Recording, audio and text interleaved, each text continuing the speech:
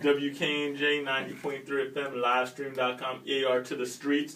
We have a very special guest in the house, a young man who hails from Brooklyn, New York, and a gentleman I've had the pleasure of knowing for a while now. A very talented MC. I've seen him perform rock at shows in the city, and he goes around the world. He goes by the name of Zeps. What's going on, man? Everything's good? I'm great. It's all good? How's everything? We're filming over there, too. Yeah. That's for YouTube. Yep, that's for you, too. Alright, no doubt. Let me do this so there's no double chin.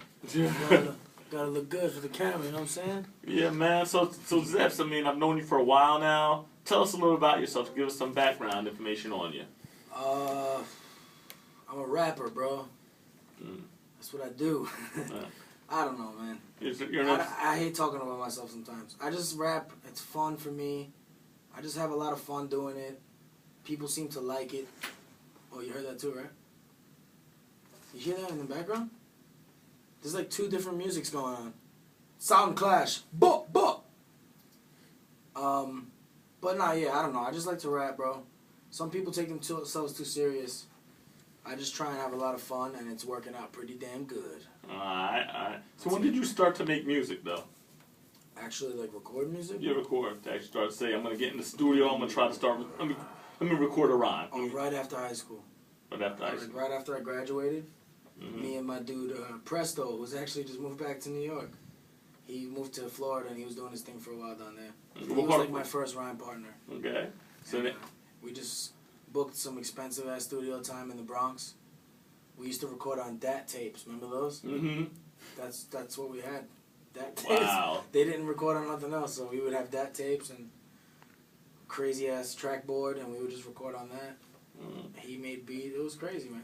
And now you stepped your game up. You're hitting Norway, hitting all over the world. Yeah. I was dope back then. I was mad dope when I was 19. When I say stepped your game, throughout the technology. Yeah. You learn so much every year. That's what I feel. If you're a rapper and you don't get better every year, you should stop.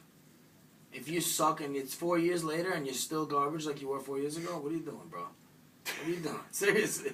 Nah, what are you doing? No, that's real talk, though. You know what I'm saying? So how would you best describe your sound? Ooh. That's a good question. Because you have this one joint. Here's the thing. I classify myself as underground, boom bap, 90s style, which is the truth, because that's the majority of what I love to do.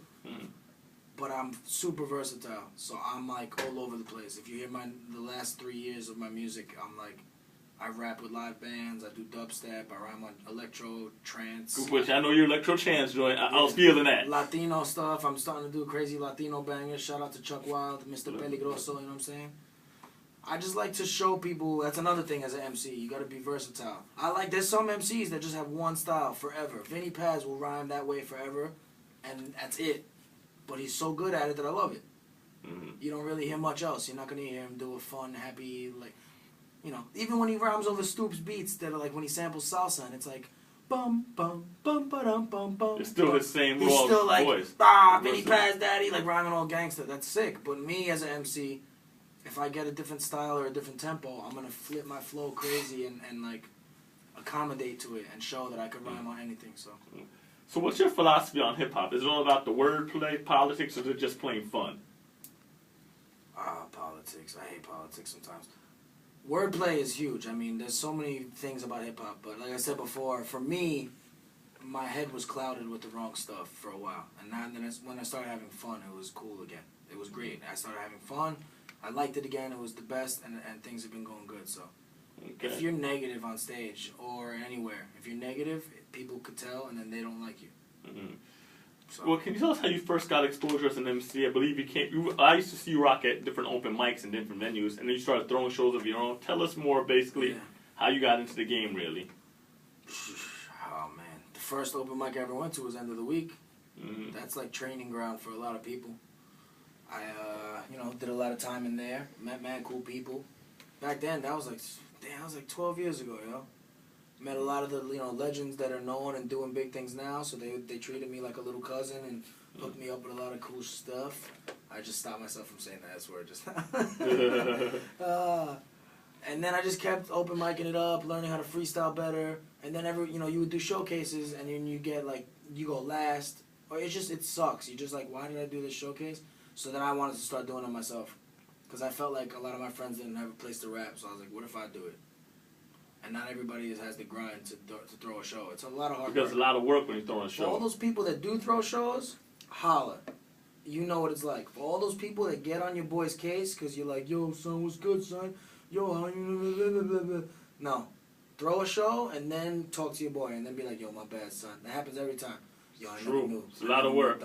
My bad, son. Yo, you put mad work in. Good looking. Yo, good looking for all those showcases. You gotta do what you gotta do. Sometimes you have lazy friends, you know?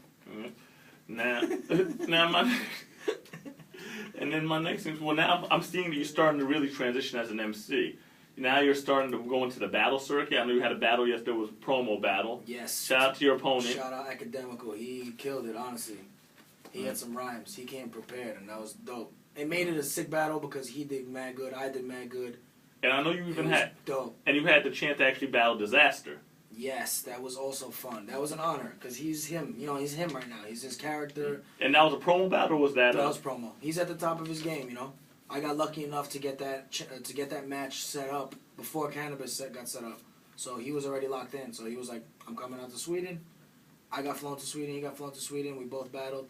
He was preparing for Cannabis, so he didn't prepare for me. But he's the type of rapper that he could just be himself and freestyle crazy and still entertain a lot of people. I came very prepared, and he's a good rapper. I'm a fan. Like, aside everything, I think he's good as hell, and I like to watch his battles. But he makes garbage music. I don't think he's going to hear this, and if he does hear it, you know you make garbage music. I told you to your face in a rap battle. Step it up. Step up your song-making game, and then I'll battle you again. I really would love to one day, I want to bust my ass this next year so I could rematch him, just to show it wasn't a fluke. I would love him because I know a lot of people have been hating on you. Like, how were you able to get into that caliber of battle? Yeah, it's like I skipped a lot. Like, yo, how did you go from the draft league to Disaster? Yeah, because the thing now with the battling now, it's become like a prize fight. Is what it's turned into. Yeah. It's like it's not like how it was before. We battle out in the street and you battle till somebody says uncle. Now it's like... And you want #1 contenders type stuff. You're not just going to throw Mike Tyson. Remember when they used to throw bums at Mike Tyson? Yeah. And he would rock him in the first round? And you're like, what are you doing? Why did you just give... It's Mike Tyson. What are you doing? But every once in a while, you get an underdog that no one's expecting. And then boom. You know what I'm saying?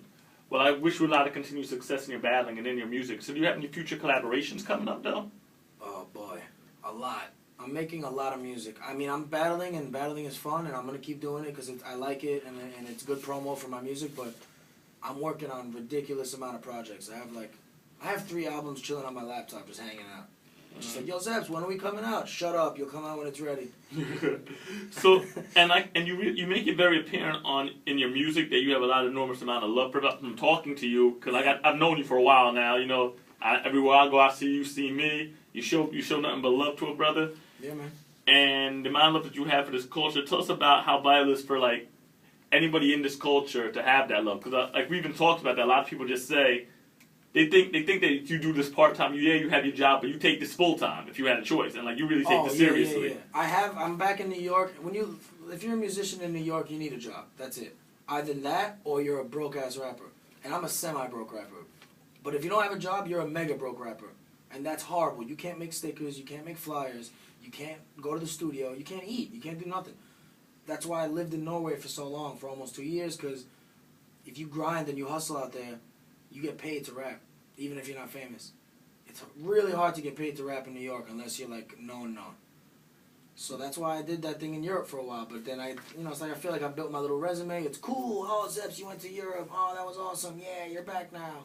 And now I'm back, and everybody over there wants me back because now I'm doing my thing back in New York. So it's kind of... So do you have any producers, any new up-and-coming producers you're working with on your records? Yeah, I just put out a new album, Norwegian project again. It's mainly Norwegian producers. It's called Do You Have Gum in Norwegian. That's the title of the album. It's called Heart of Tigis.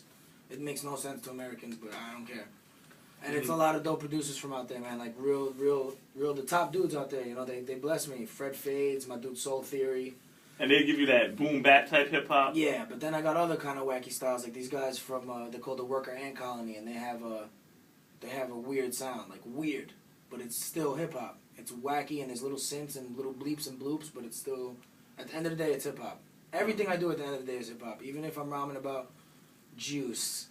We know what you're talking about. Yeah. I remember that. You know what I'm saying? Like, it don't matter. I got to see you perform that. And I'm putting out my first I keep saying, like, I put out real albums, but I finally made an album in one studio with one dude. I did that in Sweden once, but those songs came out sporadically. But my dude, Count Blunt, is from Brooklyn. And where I'm from in Brooklyn, we say... What part of Brooklyn you from, as it is? Sheepshead Bay, Gravesend. Okay. Like down near the beach, almost. Right. And we call stuff, if it's good, like good weed, we say it's the Mott's, bro. I almost cursed again. Bro, you ever smoke it? It's the Mott's, bro. And that's like we talk about a girl's butt, like, oh, she got a nice butt, bro. Her butt is the Mott's. So, oh, hello. I just blasted my elbow on the table. Anyway, that's the name of the album. It's called The Mott's. And it's finally one album I did with one dude, one sound, one studio, top to bottom, mixed and mastered, beautifully. I'm mad proud of it. And when's it coming out? We're waiting till fall, because I have somebody... I'm trying to drop it with Head Bop Records, Head Bop Music, and they put out a lot of classics in the 90s with, like, We Be Foolish, and a lot of those dudes. They got some heavy catalog. Shout out to Pacho. Pocho, how do you want to pronounce it? So when the album comes out, you're going to come back in and bless us with some treats when the album comes back in the fall? Yeah, I actually sent 2 songs to get played tonight. I forgot that they can't be dirty versions. And I curse a lot, guys. That's my thing. Well, right now we're going to get to a joint that we did clean up for you. Yeah! What's the name of this joint? This is called Won't Stop. It's a very generic title for a rap song, but what are you going to do? I made this song in Sweden to prove that I make music, because I went to Battle Disaster. I landed, I flew to Denmark, took a bus to Sweden, got picked up by my boy, took a train, went to his crib, made this song, took a quick nap, ate a sandwich, and went to Battle Disaster. That's how you do it, bro. I made an EP in that whole weekend that I was in Sweden. One EP. Well, I want to say, Zeps, thank you for coming through. Thank you, sir. It was a great interview and a great time. And don't be a stranger to come back. You want to stick around and do a freestyle for us? Oh, absolutely. All right. I'm going to try and not curse and freestyle. We're going to see what happens. Livestream.com, EAR to the streets every Monday night, 9 p.m. to midnight. All mental DJ Absurd, Zeps. I'm wearing flip-flops, but I'm still hip-hop. Don't forget that. No doubt.